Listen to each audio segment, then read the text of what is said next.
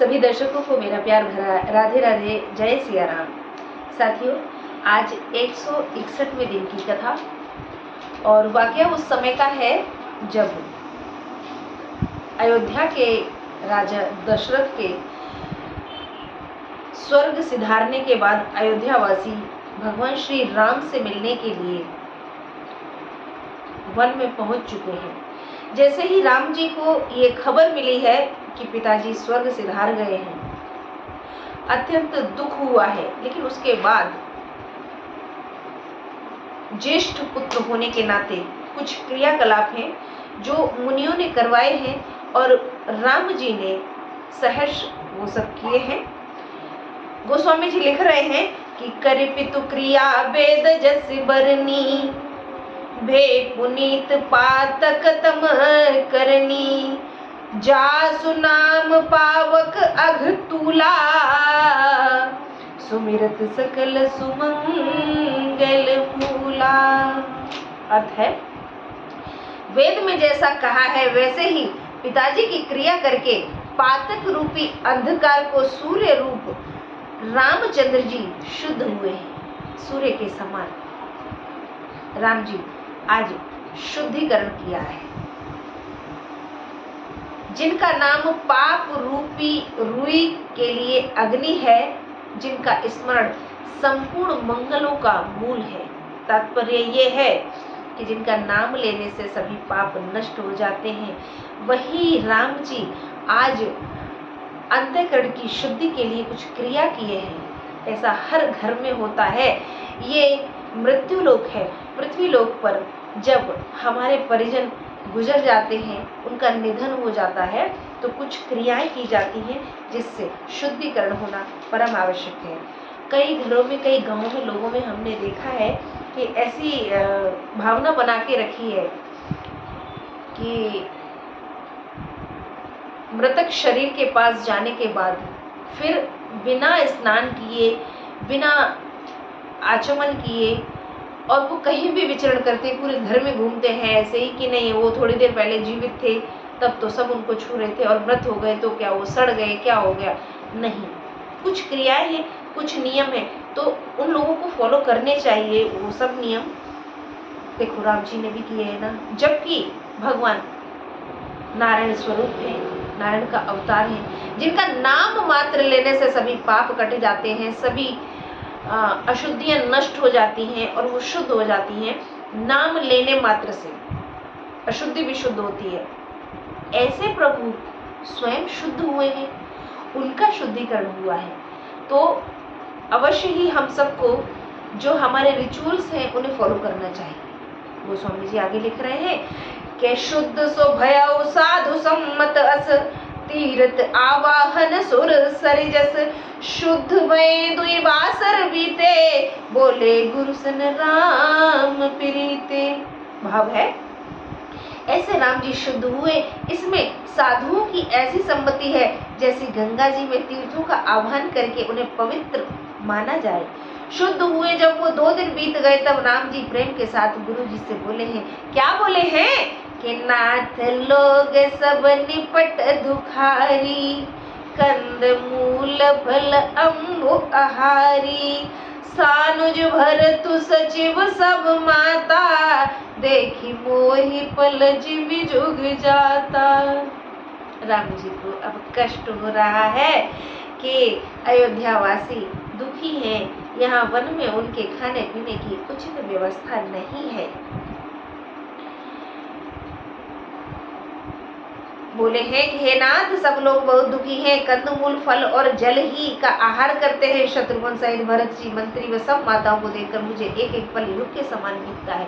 राम जी किसी को कष्ट में नहीं देखना चाहते, इसलिए उन्हें बहुत तकलीफ हो रही है।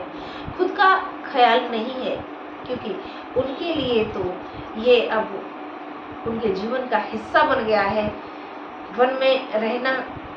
लेकिन परिजनों को, अवधवासियों को वो ऐसे हाल में देख नहीं पा रहे हैं। सब समेत पुरधारि पाऊ, आप यहाँ अमरावती राऊ, बहुत कयो सब क्यों डिठाई, उचित होए तस करिय गोसाई। इसका अर्थ है सबके साथ आप अयोध्यापुरी को उधारिए।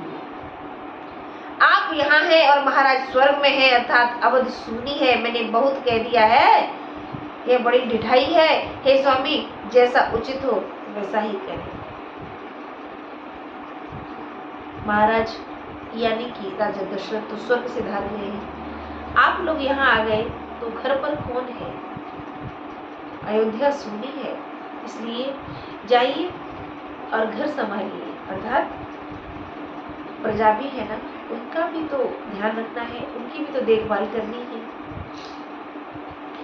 धर्म से तू करुणायतन कस न कहूं असराम, लोग दुखित दिन दुए दरस, देखी लहु विश्राम। सियापति राम जय जय राम, अवधपति राम जय जय राम। हे राम, आप ऐसा क्यों न कहें, आप धर्म के सेतु और दया के धाम हैं। सब लोग दुखी हैं, 2 दिन आपके दर्शन करके आराम पाए। तात्पर्य यह है कि अवधवासी भी कह रहे हैं कि दुखी है तो क्या हुआ, 2 दिन आपका दर्शन पा लेने दो, और 2 दिन के दर्शन में हमें आराम मिल जाएगा, जैसे मरीज को दवा मिल जाएगी। राम बचन सुनि सबय समाजू, जनु जल निधि महु बिकल जहाजू। सुने गुरु गिरा सुमंगल मूला, भयो मनौ मारुत अनुकूला। श्री राम जी के वचन सुनकर सब लोग डर गए, जैसे समुद्र में जहाज डगमगा गया हो। मुनि जी की मंगल की मूली वाणी सुनकर के मानो उस जहाज के लिए वायु अनुकूल हो गई हो। जब राम जी ने अयोध्या जाने के लिए कहा था तो सब लोग डर गए थे, लेकिन मुनि ने जब कहा है कि हम आपका दर्शन पा करके 2 दिन में हमारी थकान दूर हो जाएगी, तो हमें 2 दिन आपका मंगल दर्शन करने दीजिए। अर्थात 2 दिन की मोहलत मांगिए राम जी से। और जब ये सुना है सबने तो सबको राहत मिली है। पावन पैत्यु काल नहाई, जो बिलो की अघ ओघ न साही। मंगल मूर्ति लोचन भरी भरी, निरखई हर्षि दंडवत करी करी। तीनों समय सब पवित्र जल में स्नान करते हैं, जिसके दर्शन से ही सब पाप नष्ट हो जाते हैं। और मंगल की मूर्ति श्री राम जी का नेत्रों पर दर्शन करके सब बार बार दंडवत प्रणाम करते हैं। उन्हें आराम मिल रहा है, जैसे कि भूखे को भोजन, प्यासे को पानी मिल रहा हो और पीड़ित को इलाज मिल रहा हो, उपचार मिल रहा हो। राम सैल बेन देखन जाई, जय सुख सकल सकल दुख नाई। झरना झरई सुधा समबारी, त्रिविध ताप हर त्रिविध बयारी। वे श्री राम जी के पर्वत और वन के दर्शन करते जाते हैं, जहाँ सभी सुख है और कोई दुख नहीं है, जहाँ झरनों के अमृत के तुल्य जल बह रहा है, तीनों प्रकार के तापों को हरने वाली शीतल मंद मंद सुगंधित वायु बह रही है। आगे गोस्वामी जी कह रहे हैं कि बिटप बेल तृण अगणित जानी, कि बिटप बेल तृण अगणित जाति। और फल प्रसून पल्लव बहुभांति, सुंदर शिला सुखद तरु छाई। जाय वरण वन छवि के पाई। अनेक जाति के वृक्ष, लताएं, घास तथा बहुत भांति के फल फूल और पत्ते हैं। सुंदर शिलाएं हैं, वृक्षों को सुख देने वाली घनी छाया है। वन की सुंदरता किससे वर्णन की जा सकती है। इतनी खूबसूरती है प्रकृति की जिसका वर्णन मुमकिन नहीं है। कि सरनि सरोरुह जल विहग, कूजत गुंजत भृंग। बैर विगत विहरत विपिन, मृग विहंग बहुरंग। सियापति राम जय जय राम। इसका अर्थ है इस दोहे का कि सरोवर में कमल खिल रहे हैं, जल पक्षी बोल रहे हैं, फूलों पर भौरे गुंजार कर रहे हैं। बैर को छोड़कर पशु और रंग बिरंगे पक्षी विहार कर रहे हैं। ऐसा ही हमारे जीवन में भी होना चाहिए। हमें भी दुखों को और कष्टों को किनारे करते हुए सब ईश्वर के भरोसे छोड़ करके बस इस जीवन को जीते चले जाना है। शिकायतों से दूरी बना लीजिए। प्रकृति भी हमें यही सिखाती है। आज की कथा में इतना ही। अगली कथा में फिर भेंट होगी, तब तक के लिए नमस्कार, राधे राधे, जय सिया राम।